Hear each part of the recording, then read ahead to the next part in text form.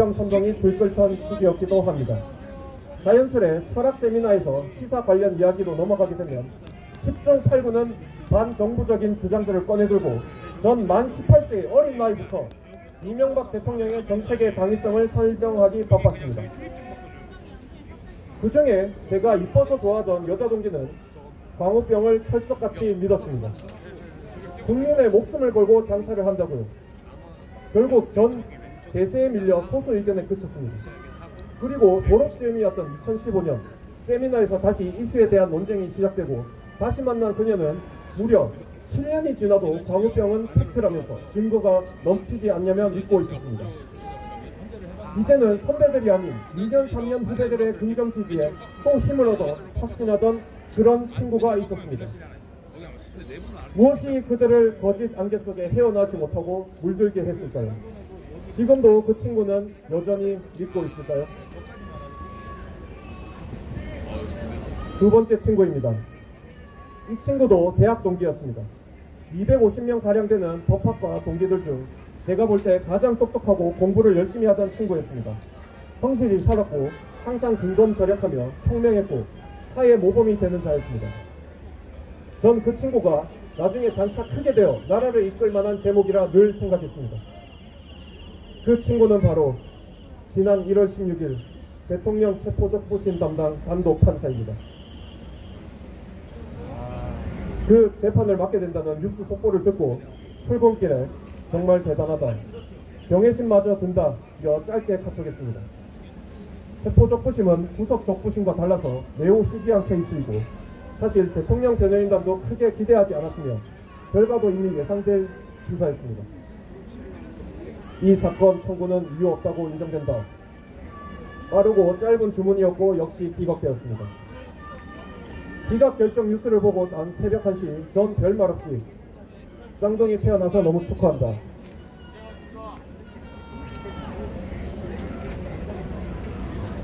쌍둥이 태어나서 너무 축하한다. 두 배로 행복하길 바래. 라고 말했습니다. 마음 써줘서 고맙다. 다음에 보자고 답장 왔습니다.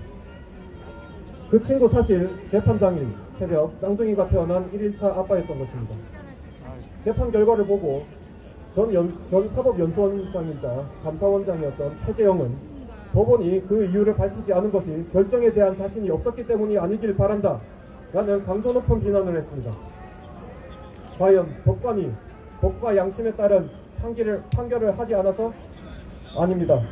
만약 기대도 않던 체포적부심에서 인용을 했다면 그 친구는 꿈이었던 법관의 법복을 벗어야 했을지도 모릅니다. 중앙지법이라고 서부지법 상급기수 선배가 발부한 체포영장에 그 기속력이 미치지 않는 게 아닙니다. 중앙지법에 자리 잡은 선배 법관들의 명령 아닌 명령도 분명 있었을 것입니다. 현실은 그렇습니다. 어린 법관은 자신의 법과 양심에 따른 판결의 자유가 없습니다. 사법부는 그렇습니다. 세상으로부터 철저히 닫혀있고 그 안은 투명하지 않으며 냉혹합니다. 전 그 친구를 응원하고 있습니다.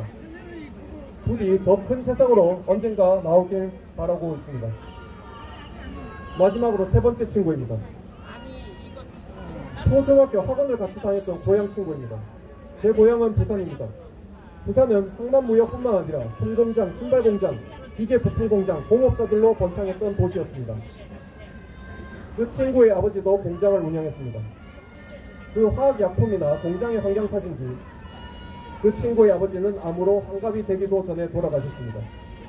장례식을 치르며 당시 친구들과 함께 관을 메어 들고 공부 촬영과 버스를 타며 그 아버님이 살던 곳과 그분이 운영하시던 공장을 지나갔습니다. 공장은 그 친구의 이름을 딴 공장이었습니다. 하지만 공장의 채무 일부에 더해 과도한 상속세로 공장 운영을 이어받기를 포기했습니다. 매각했습니다. 친구의 이름을 딴 그 공장도 문을 닫고 고용된 근로자들은 모두 일자리를 잃고 임금과 퇴직금 마련에 결국 부모의 유산은 사라졌습니다. 부모의 값진 유산을 지키는 것이 자식의 도리라고 전 생각합니다. 그날 전 그 모습들을 보면서 개인에게 빵은 쥐어주되 생산수단인 빵 공장은 국가가 몰수하는 공산주의가 떠올랐습니다. 친구는 정치적으로 늘 진보정당을 지지하던 친구였습니다. 하지만 그날 저는 아버지를 잃은 슬픔에 울던 친구를 토닥이며 그 공장을 뺏어가고 고향 부산의 제조업을 몰락하게 한 상속세와 싸우겠다. 신자유주의를 위해 그 친구를 위해서라도 싸우겠다. 조용히 묵묵히 다짐했습니다. 여러분, 이 모든 일들이 정치를 외면하거나 고지고대로 받아들이거나 내 일이 아니라고 생각하게 되면 마주하게 되는 현실입니다. 정치는 현실이자 여러분의 일입니다. 여기 계신 모든 분들은 다 잘 알고 있으리라 생각합니다. 우리에게 있어서 지금의 정치는 곧 윤석열 대통령님의 복귀에 기결됩니다. 보수주의란 무엇입니까? 라고 2025년 저에게 지금 묻는다면 일단 사상과 이념, 경제체계에 대한 설명보다 먼저 윤석열 대통령님을 말하겠습니다.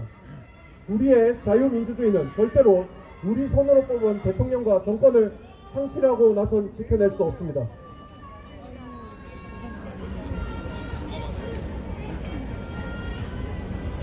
부디 바라건대 대통령을 먼저 수호하는데 국민의힘 의원 여러분 그리고 고대업대 오세훈 홍준표 선배님 힘을 실어주시길 바랍니다. 특히 오세훈 시장님은 서울시장 1기 시절에 망국적 포퓰리즘이라면서 무상급식 주민투표에 직을 거실 때 전 제가 닿는 한 모두에게 주민투표해달라고 그렇게 지지를 했었는데 지금에서 대권 야욕을 숨기지 못하시고 거기다 지방분권이라며 다른 것도 아니고 수도 서울시장이 지방분권을 이야기할 자격이 있습니까? 서울은 가능하겠지만 아직도 중앙정부의 기대는 지방자치단체가 분권이 가능합니까? 자치단체에 자치의회의 부작용에 이미 많은 보수 지지층이 폐의를 느끼는데 분권을 이야기하십니까? 서울이란 지방 필수 자리에만 매몰되다 보니 포퓰리즘과 싸웠던 젊은 신자유주의 전사의 과거의 모습과 신념은 사라져 버리신 겁니까? 지금이라도 정 아니라면 그런 척이라도 해서 대통령 수호 의지를 보이고 국민들에게 여기 서울 시민들에게 힘을 실어 주십시오. 저도 보이는 이 민의를 자꾸 표창만 놓으시니 진짜 주제넘게 분수 한번 두고 갑니다. 국민의힘 의원 및 자치단체장 여러분, 부디 이 나라의 자유민주주의를 지키고자 하는 국민의 힘이 되어주시길 바랍니다. 지금 국민 과반의 뜻은 오직 대통령 수호입니다. 헷갈리지 마시길 바랍니다. 마지막입니다. 우리나라의 친일파와 숨겨진 역사에 대해 말하겠습니다. 지금도 태극기를 들고 이 자리를 지키는 자랑스러운 자유우파의 국민들이여, 여러분이 지겹게 들어야만 했던 말이 있습니다. 대한민국 보수 우파는 친일파, 친일세력, 내국노라고 말입니다. 이 말을 옆에 듣고 참고 참아왔던 여러분들을 위해 제가 대신에 말하겠습니다. 친일파 프레임과 가스라이팅을 깨는 진리를 말하겠습니다. 우리는 한미동맹과 더불어 한미일 동맹을 말합니다.